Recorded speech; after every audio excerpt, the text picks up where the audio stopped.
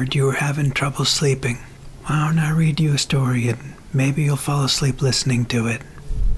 I have the complete works of HP Lovecraft, but I think I'll grab something a little bit light this time.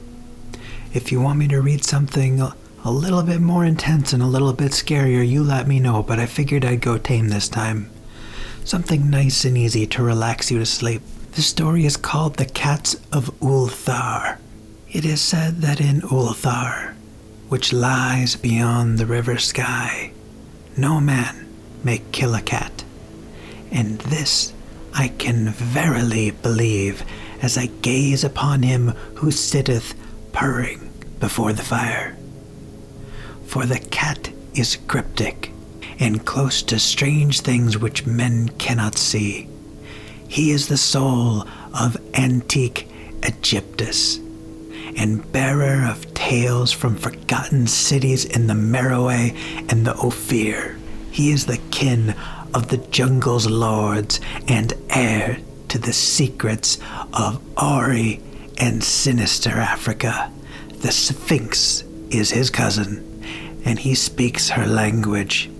But he is more ancient than the Sphinx, and remembers that which she hath forgotten. In Ulthar, before ever the burgesses forbade the killing of cats, there dwelt an old cotter and his wife, who delighted to trap and slay the cats of their neighbors. Why they did this, I know not, save that many hate the voice of the cat in the night, and take it ill that cats should run stealthily about yards and gardens at twilight. But whatever the reason, this old man and woman took pleasure in the trapping and slaying every cat which came near their hovel. And from some of the sounds heard after dark, many villagers fancied that the manner of slaying cats was exceedingly peculiar. But the villagers did not discuss such things with the old man and his wife, because the habitual expression on the withered faces of the two, and because their cottage was so small and so darkly hidden under spreading oaks at the back of a neglected yard, in truth, much as the owners of cats hated these odd folk, they feared them more. And instead of berating them as brutal assassins, merely took care that no cherished pet or mouser should stray towards the remote hovel under the dark trees. When through some unavoidable oversight a cat was missed, and sounds heard after dark, the loser would lament impotently, or console himself by thanking fate that it was not one of his own children who had thus vanished. For the people of Ulthar were simple, and knew not whence. It is all cats first came. One day, a caravan of strange wanderers from the south entered the narrow, cobbled streets of Ulthar. Dark wanderers they were, and unlike the other roving folk who passed through the village twice every year. In the marketplace they told fortunes for silver, and bought gay beads from the merchants. What was the land of these wanderers none could tell, but it was seen that they were given to strange prayers, and they had painted on the sides of their wagons strange figures with human bodies and the heads of cats and hawks and rams and lions. And the leader of the caravan wore a headdress with 2 horns and a curious disc betwixt the horns. There was in this singular caravan a little boy with no father or mother, but only a tiny black kitten to cherish. The plague had not been kind to him, yet had left him this small furry thing to mitigate his sorrow.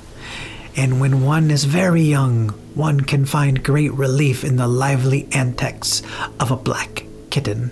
So the boy whom the dark people called mean smiled more often than he wept as he sate playing with his graceful kitten on the steps of an oddly painted wagon. On the 3rd morning of the wanderer's stay in Ulthar, Means could not find his kitten, and he sobbed aloud in the marketplace. Certain villagers told him of the old man and his wife, and of the sounds heard in the night. And when he heard these things, his sobbing gave place to meditation, and finally to prayer. He stretched out his arms towards the sun and prayed in a tongue no villager could understand, though indeed the villagers did not try very hard to understand, since their attention was mostly taken up by the sky and the odd shapes the clouds were assuming. It was very peculiar, but as the boy uttered his petition, there seemed to form overhead the shadowy, nebulous figures of exotic things, of hybrid creatures crowned with horn-flanked discs. Nature is full of such illusions to impress the imaginative. That night, the wanderers left Ulthar and were never seen again, and the householders were troubled when they noticed that in all the village there was not a cat to be found. From each hearth, the familiar cat had vanished. Cats large and small, black, gray, striped, yellow, and white. Old Crannon, the burgomaster, swore that the dark folk had taken the cats away in revenge for the killing of Mean's kitten, and cursed the caravan and the little boy. But Nith, the lean notary, declared that the old cotter and his wife were more likely persons to suspect, for their hatred of cats was notorious and increasingly bold. Still, no one durst complain to the sinister couple, even when little Atal, the innkeeper's son, vowed that he had at twilight seen all the cats of Ulthar in that accursed yard under the trees, pacing very slowly and solemnly in a circle around the cottage, two abreast, as if in performance of some unheard-of rite of beasts. The villagers did not know how much to believe from so small a boy, and though they feared that the evil pair had charmed the cats to their death, they preferred not to chide the old cotter till they met him outside his dark and repellent yard. So Ulthar went to sleep in vain anger, and when the people awakened at dawn, behold, every cat was back on his accustomed hearth. Large and small, black, gray, striped, yellow, and white, none was missing. Very sleek and fat did the cats appear, and sonorous with purring content. The citizens talked with one another of the affair, and marveled not a little. Old Crannon insisted that it was the dark folk who had taken them, since cats did not return alive from the cottage of the ancient man and his wife. But all agreed on one thing, that the refusal of all the cats to eat their portions of meat and drink their saucers of milk was exceedingly curious. And for 2 whole days the sleek, lazy cats of Ulthar would touch no food, but only doze by the fire or in the sun. It was fully a week before the villagers noticed that no lights were appearing at dusk in the windows of the cottage under the trees. Then the lean Nith remarked that no one had seen the old man or his wife since the night the cats were away. In another week, the burgomaster decided to overcome his fears and call at the strangely silent dwelling as a matter of duty, though in doing so he was careful to take with him Shang, the blacksmith, and Thul, the cutter of stone, as witnesses.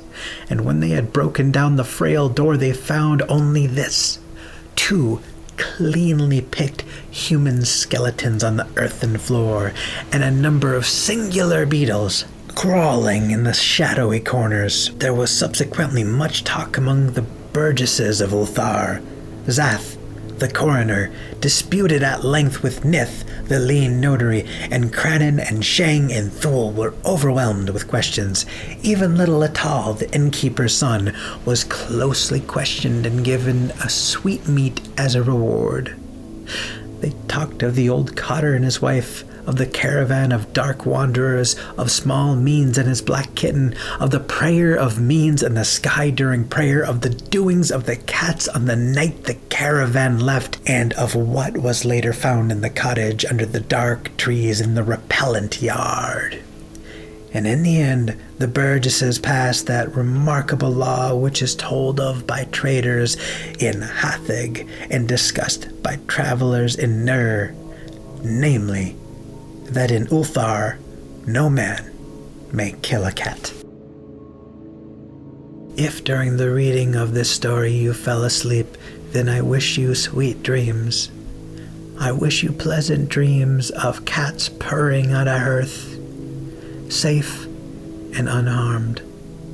But if you are still awake and you made it to the end of the story, let me know what you thought, and let me know of what other stories you might be interested in hearing me read.